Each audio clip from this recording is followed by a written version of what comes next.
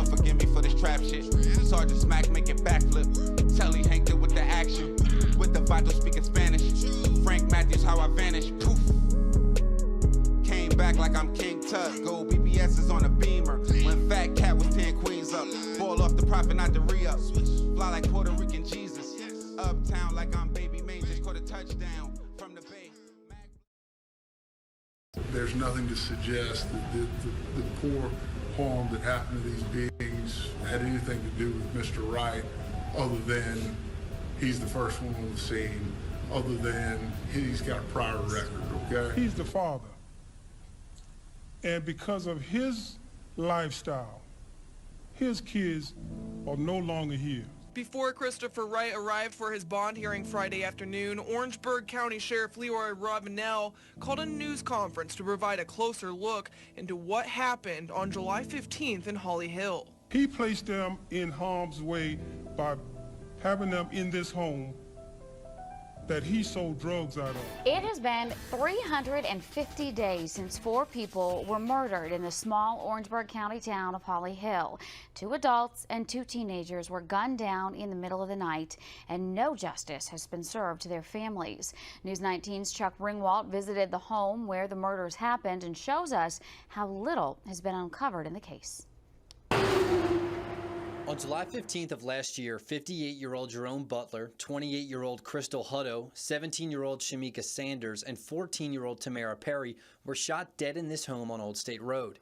An 8-year-old boy was the only survivor. In August, Sheriff Leroy Ravenel arrested Christopher Dean Wright, the father of 3 of the victims, and charged him with 3 counts of unlawful neglect of a child, 1 count of trafficking crack cocaine, and 1 count of obstructing justice. Ravenel blamed Wright for the murders, saying even though he wasn't the killer, his drug lifestyle put the children and his family in harm's way. The sheriff also says Wright won't help investigators. 2 months later, in October, the sheriff's office created a joint task force between themselves, the United States Marshal, the FBI, and SLED. And then in November, Dominique Washington and another unnamed person were charged with obstruction of justice, accused of standing in the way of the investigation. Today, the residue of evidence tape can still be found on the front door, and 2 memorials sit by the driveway. But there are still questions we don't have answers to. Who is the unnamed second person?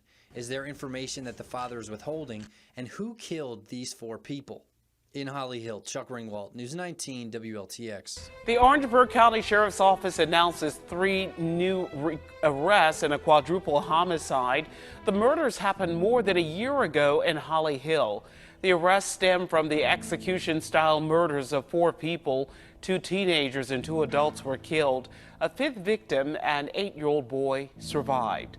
News 2's Ashley Yost joins us now live from Orangeburg County, where one of those suspects went through bond court just a couple of hours ago. Ashley, what do we know so far about these suspects? Carolyn, today right here at the Orangeburg County Sheriff's Office, they had some successful news. 2 men in custody after tips led them to Alabama. The other man arrested just 2 days ago right here in Orangeburg. Listen to what he told the judge here in court today.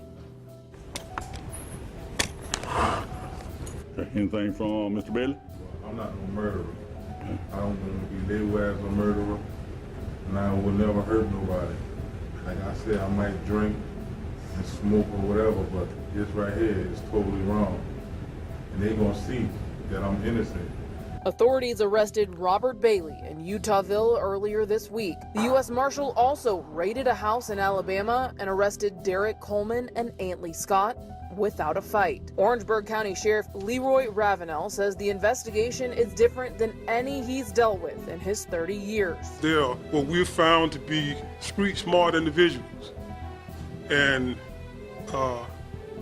but here again, law enforcement prevailed. But not without countless hours of investigation. The sheriff reminisced to the update he gave last year. I stood right here in this courtroom. I held up funeral programs. I held them up in this courtroom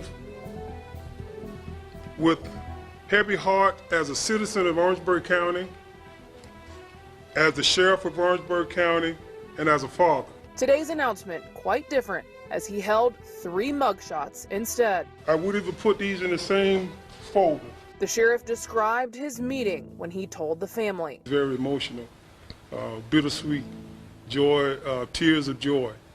He says this investigation is far from over. Now we are still investigating this case, but we're investigating this case along with people that had prior knowledge of this incident and knowledge after this incident that did not come forward. The sheriff said he's anticipating more charges to be pressed in this case. One of those people, he said, knew information and didn't originally come forward. The father of two of the victims, he said he stands by that information here today. On News 2 at 6 o'clock, I'm working on another part of this story. Two of these suspects have long rap sheets. We'll let you know what they are just after 6 o'clock.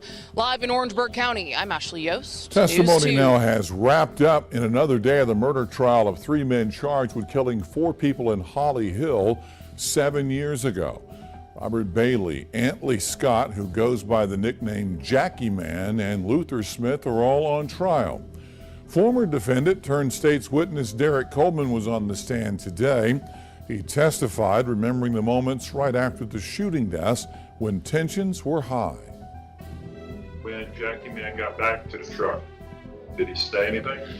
Yeah, well, when he got back to the truck, again, I'm starting to scream at him, what the you guys did, what the hell's going on, what the you guys do, you know, well, what happened? And then that's when Jackie Man screamed at me, he said, I just killed 5 people, quit giving me and I pretty much shut up right there. I didn't say anything after that. Again, 4 people died. A 5th person was shot but survived. Testimony expected to resume tomorrow morning. Yo, we back. It's your boy Popalot. Mobb ties. We on our way to South Carolina with it. Orangeburg to be exact. Old State Road in Holly Hill if we trying to be specific. Now today we are going to be covering a story that details greed, the game, and murder. Now I know more recently I've been bringing a lot of these heartbreaking stories, but with me being the person presenting it, I wouldn't feel right if I wouldn't bring these stories to the table, because this has a likening to the story of Darnell Porter in Harlem, Pierre Stokes in Chicago, Trinity Randolph in Louisville, Kentucky, and so many other stories that we covered on Mobb Ties.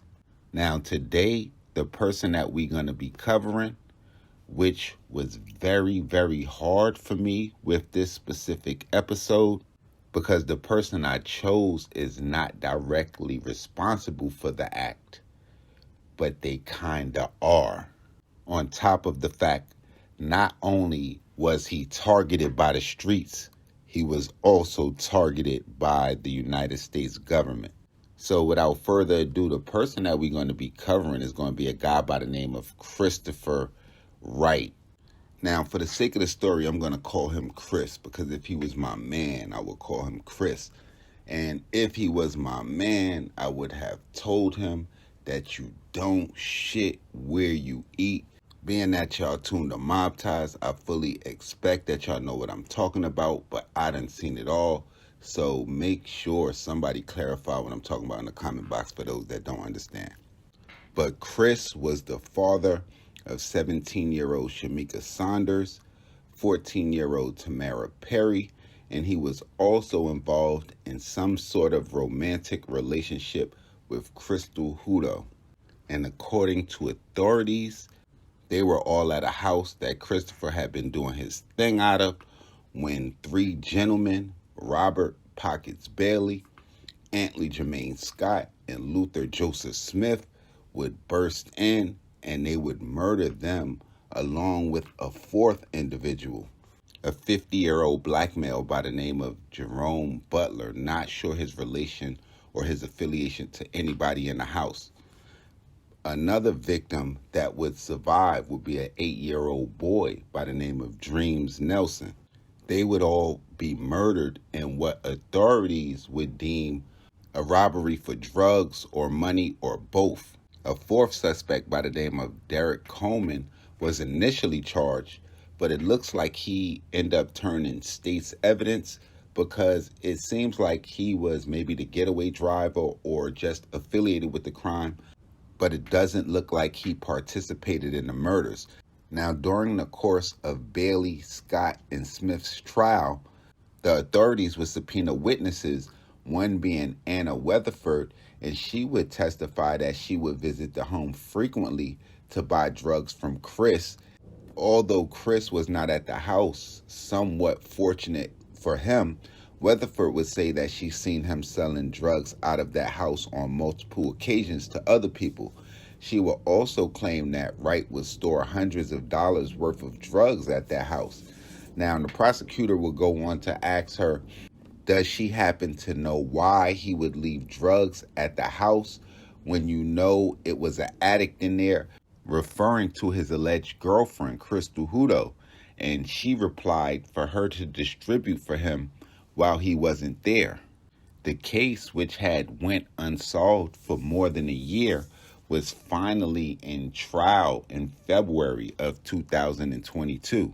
And it would be then when the three men involved in the crime will receive life sentences. But seeing the facts of the case, that was totally expected. But what I didn't expect was for Christopher Wright to be charged as well.